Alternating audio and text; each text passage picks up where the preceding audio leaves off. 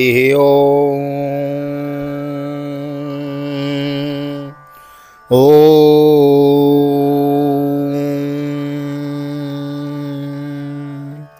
जय श्री राधे, जय श्री कृष्ण। आप सभी को हृदय से प्यार भरी राधे राधे। कैसे हैं आप सभी? आशा करते हैं ठाकुर जी से आप सभी की कुशलता की।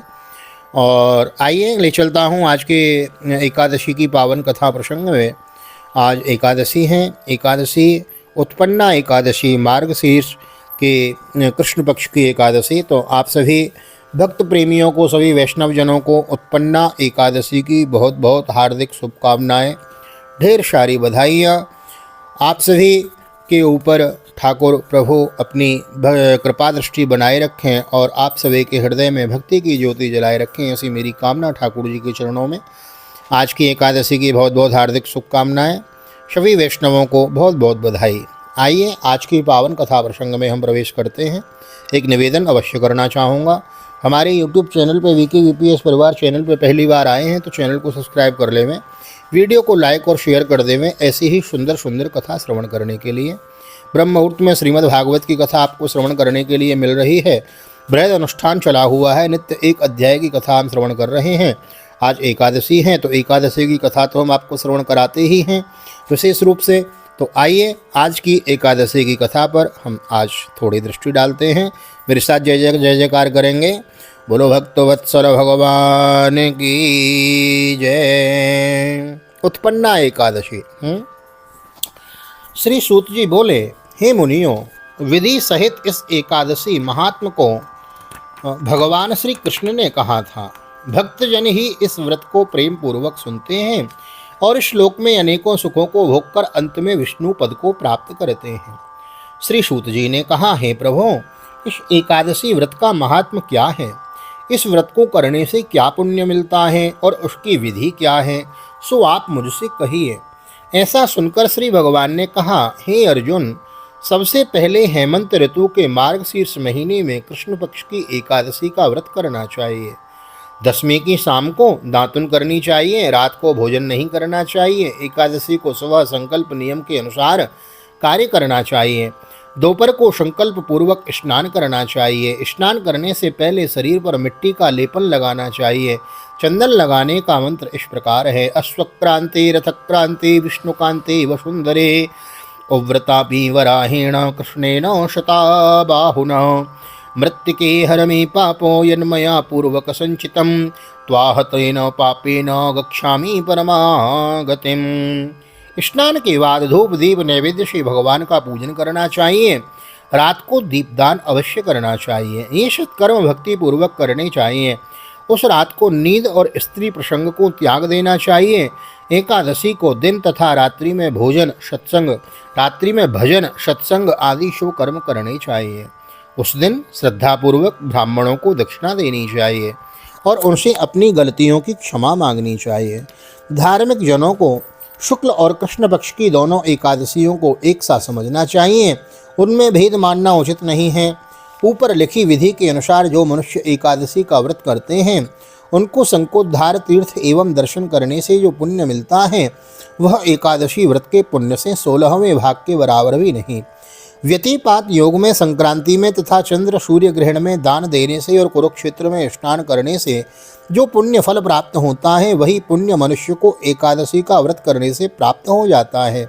जो फल वेद पाठी ब्राह्मणों को 1000 गोदान करने से मिलता है उससे 10 गुना अधिक पुण्य एकादशी का व्रत करने से मिलता है।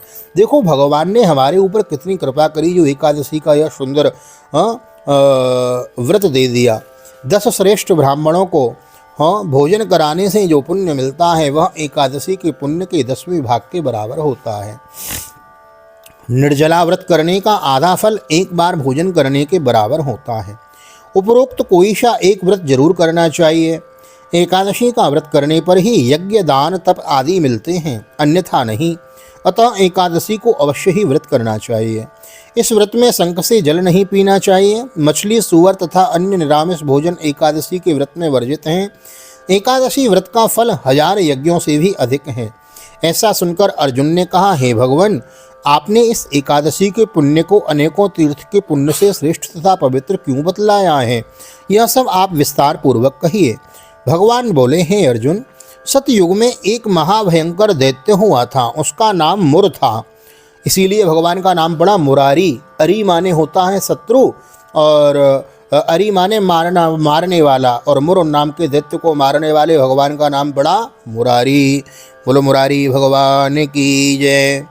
तो सतयुग में एक महाभयंकर दैत्य हुआ, उसका नाम था मुर। उस दैत्य ने इंद्र आदि देवताओं पर विजय प्राप्त कर उन्हें उनके स्थान से गिरा दिया। तब देवेंद्र ने महादेव जी से प्रार्थना की, हे शिव शंकर, हम सब देवता मुर दैत्य के अत्याचारों से दुखित हो मृत्यु लोक में अपना जीवन व्यतीत कर रहे हैं। अन्य देवताओं की हालत तो मैं वर्णन नहीं कर सकता। आप कृपा कर इस महान दुख से छूटने का उपाय बतलाइए। शंकर जी बोले, हे देवेंद्र, आप विष्णु भगवान के पास जाइए। इंद्र तथा अन्य देवता महादेव जी के वचनों को सुनकर क्षीर सागर में गए, जहाँ पर भगवान विष्णु से सैया पर शयन कर रहे थे। भगवान को शयन करते देखकर देवताओं सहित इंद्र ने स्तुति की कि हे देवताओं, आप स्तुति करने योग्य हैं, आपको बारंबार प्रणाम है। ये दैत्यों के संहारक, हे मधुसूदन, आप हमारी रक्षा करें। हे जगन्नाथ, समस्त देव दैत्यों से भयभीत होकर हम आपकी शरण में आए हैं। इस समय दैत्यों ने हमें स्वर्ग से निकाल दिया है और हम सब देवता पृथ्वी पर विचरण कर रहे हैं। आप अब हमारी रक्षा कीजिए, रक्षा कीजिए। देवताओं के द्वारा करुणापूर्ण वाणी को सुनकर श्री विष्णु भगवान बोले कि देवताओं, वह कौन सा दैत्य है जिसने देवताओं को जीत लिया? भगवान के उस अमृत रूपी वचन को सुनकर इंद्र बोले, भगवान, प्राचीन समय में नाड़ी जंगम नाम का एक दैत्य था। उस दैत्य की ब्रह्म वंश में उत्पत्ति हुई थी। उसी दैत्य के पुत्र का नाम है मुर। उसकी राजधानी चंद्रावती है। उस चंद्रावती नगरी में वह मुर नाम दैत्य निवास करता है, जिसने अपने बल से समस्त विश्व को जीत लिया है और सब देवताओं को देवलोक से निकालकर उसने अपने दैत्य कुल के इंद्र, अग्नि, यम, वरुण, चंद्रमा, सूर्य आदि लोकपाल बनाए हैं। वह स्वयं सूर्य बनकर पृथ्वी को तपाता है और स्वयं मेघ बनकर जल की वर्षा करता है। अतः आप उस बलशाली भयानक दैत्य को मारकर देवताओं की रक्षा करें। इंद्र के ऐसे वचन सुनकर श्री विष्णु भगवान बोले, देवताओं, मैं तुम्हारे शत्रुओं को शीघ्र ही संहार करूंगा। अब आप उस चंद्रावती नगरी को चलिए। इस प्रकार भगवान विष्णु देवताओं के साथ चल दिए। उस समय दैत्यपति मुर अनेकों दैत्यों के साथ युद्ध भूमि में गरज रहा था। युद्ध प्रारंभ होने पर असंख्य दानव अनेकों शस्त्रों अस्त्रों को धारण कर देवताओं से युद्ध करने लगे, परंतु देवता दैत्यों के आगे एक क्षण भी न ठहर सके। तब भगवान विष्णु भी युद्ध भूमि में आ गए। जब दैत्यों ने भगवान विष्णु को युद्ध भूमि में देखा तो उन पर अस्त्रों शस्त्रों का प्रहार करने लगे। भगवान भी चक्र और गदा से उनके अस्त्र शस्त्रों को नष्ट करने लगे। इस युद्ध में अनेकों दानव सदैव के लिए सो गए, परंतु दैत्यों का राजा मुर भगवान के साथ निश्चल भाव से युद्ध करता रहा। भगवान विष्णु मुर को मारने के लिए जिन जिन शस्त्रों का प्रयोग करते हैं, वे सब उसके तेज से नष्ट होकर उस पर पुष्पों के समान गिरने लगे। अनेक अस्त्रों शस्त्रों का प्रयोग करने पर भी भगवान उसको न जीत सके। वह आपस में मल्ल युद्ध करने लगे। भगवान विष्णु उस दैत्य से देवताओं के लिए सहस्त्र वर्ष तक युद्ध करते रहे, परंतु उस दैत्य को न जीत सके। अंत में विष्णु शांत होकर विश्राम करने की इच्छा से बद्री का आश्रम बद्रीनाथ धाम में चले गए। उस समय 38 कोष लंबी एक द्वार वाली हेमवती नाम की एक गुफा में शयन करने की इच्छा से भगवान उसमें प्रवेश कर गए। हे अर्जुन, अतः मैंने उस गुफा में शयन किया। वह दैत्य भी मेरे पीछे चला आया, तो मुझको शयन करता देखकर मारने को तैयार हुआ। वह दैत्य सोचने लगा कि यह मैं आज अपने चिर शत्रु को मारकर सदैव के लिए निष्कंटक हो जाऊंगा। उसी समय मेरी देह से एक अत्यंत सुंदर कन्या दिव्य वस्त्र धारण करके उत्पन्न हुई और दैत्य के सामने आकर युद्ध करने लगी। तो वह दैत्य आश्चर्य के साथ सोचने लगा कि यह ऐसी बलवान कन्या कहाँ से उत्पन्न हुई। वह दैत्य उस कन्या से लगातार युद्ध करता रहा। कुछ समय बीतने पर उस कन्या ने क्रोध में आकर उस दैत्य के अस्त्र शस्त्रों के टुकड़े टुकड़े कर दिए। उस कन्या ने उसका रथ तोड़ डाला। तब तो वह दैत्य महान क्रोध करके उससे मल्ल युद्ध करने लगा। उस कन्या ने उसको धक्का मारकर मूर्छित कर दिया। उठने पर उसका सिर काट लिया। वह दैत्य सिर कटते ही पृथ्वी पर गिर गया और मृत्यु को प्राप्त हुआ। अन्य समस्त दानव भी ऐसा देखकर पाताल लोक को चले गए। जब भगवान विष्णु की निद्रा टूटी तो उस दैत्य को मरा देखकर अत्यंत आश्चर्य करने लगे और विचारने लगे कि इस दैत्य को किसने मारा है। तो वह कन्या भगवान से हाथ जोड़कर बोली कि हे भगवान, यह दैत्य आपको मारने को तैयार था, तो मैंने आपके शरीर से उत्पन्न होकर इसका वध किया है। इस पर भगवान बोले कि हे कन्या, तूने इसको मारा है, अतः मैं तेरे ऊपर अत्यंत प्रसन्न हूँ। तूने तीनों लोकों के देवताओं को सुखी किया है, इसलिए तू अपनी इच्छानुसार वरदान मांग ले। कन्या बोली, हे भगवान, मुझे यह वरदान दीजिए कि मेरा व्रत करे, जो मेरा व्रत करे उसके समस्त पाप नष्ट हो जाए और अंत में स्वर्गलोक को जाए, और मेरे व्रत का आधा फल रात्रि को मिले और उसका आधा फल एक समय भोजन करने वाले को मिले। जो मनुष्य भक्तिपूर्वक मेरे व्रत को करें वे निश्चय ही विष्णु लोक को प्राप्त करें। कृपा करके मुझे ऐसा ही वरदान दीजिए। जो मनुष्य मेरे दिन तथा रात्रि को एक बार भोजन करे वे धन धान्य से भरपूर रहे। इस पर भगवान विष्णु उस कन्या से बोले, हे कल्याणी, ऐसा ही होगा। मेरे और तेरे भक्त एक ही होंगे, अतः मैं संसार में प्रसिद्धि को प्राप्त होकर मेरे लोक को प्राप्त करेंगे। हे कन्या, तू एकादशी को पैदा हुई है, इसलिए तेरा नाम एकादशी हुआ। जो मनुष्य इस दिन व्रत करेंगे उनके समस्त पाप जड़ से नष्ट हो जाएंगे और अंत में मुक्ति को प्राप्त करेंगे। तू मेरे लिए तब तीज, आठवें, नौवीं और 14 में भी अधिक प्रिय है। तेरे व्रत का फल तब सब तीर्थों के फल से भी महान होगा। यह मेरा कथन सत्य है। ऐसा कहकर भगवान उसी स्थान पर अंतर ध्यान हो गए। एकादशी भी भगवान के उत्तम वचनों को सुनकर प्रसन्न हुई। भगवान बोले कि हे अर्जुन, सब तीर्थों सब व्रतों के फल में एकादशी व्रत का फल सर्वश्रेष्ठ है। मैं एकादशी व्रत करने वाले मनुष्यों के शत्रुओं को नष्ट कर देता हूँ और उन्हें मोक्ष पद देता हूँ। उन मनुष्यों के विघ्नों को मैं स्वयं ही नष्ट कर देता हूँ। हे अर्जुन, यह मैंने तुमसे एकादशी की उत्पत्ति के बारे में बतलाया है। एकादशी व्रत समस्त पापों का नष्ट करने वाला और सिद्धि को देने वाला है।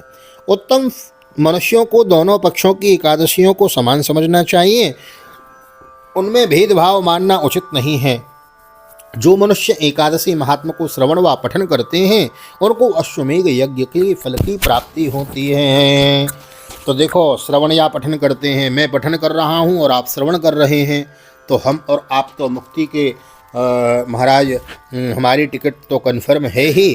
और आप जिनको अपना समझते हैं, अपना मानते हैं, जिनको प्यारा समझते हैं, उन्हें जरूर यह कथा श्रवण कराएं। अपने बालकों को श्रवण कराएं, अपने पूर्वज बुजुर्गों को श्रवण कराएं। हाँ, अपने व्हाट्सएप, फेसबुक आदि ग्रुप्स में शेयर करें। जितना अधिक शेयर करेंगे, जितना अधिक बांटेंगे, उतना अधिक लाभ प्राप्त होगा। आज की एकादशी की आप सभी को बहुत बहुत हार्दिक शुभकामनाएं, बहुत बहुत बधाई। एकादशी है, व्रत करें, दान करें, शाम को दीपदान अवश्य करें। रात्रि में भगवान का कीर्तन करते हुए, स्मरण करते हुए, चिंतन करते हुए रात्रि में विश्राम करें। एकादशी की आप सभी को बहुत बहुत हार्दिक शुभकामनाएं, बहुत बहुत बधाई। सभी VKVPS परिवार के जितने भी सदस्य हैं, सारे विश्व के भक्तों को एकादशी की बहुत बहुत शुभकामनाएं, बहुत बहुत बधाई। मिलते हैं अगली वीडियो में। नया है तो चैनल को सब्सक्राइब किए बिना न जाएं, बेल आइकन को भी प्रेस कर दें। और यह वीडियो आप फेसबुक के माध्यम से देख रहे हैं तो हमारे पेज को भी फॉलो कर लें। मिलते हैं अगली ऐसी ही किसी प्यारी वीडियो में। तब तक के लिए श्रीधाम वृंदावन भागवत निकेतन से मैं राधेश्याम वशिष्ठ आप सभी को हृदय से प्यार भरी जय श्री राधे, जय श्री कृष्ण, हरि ओम।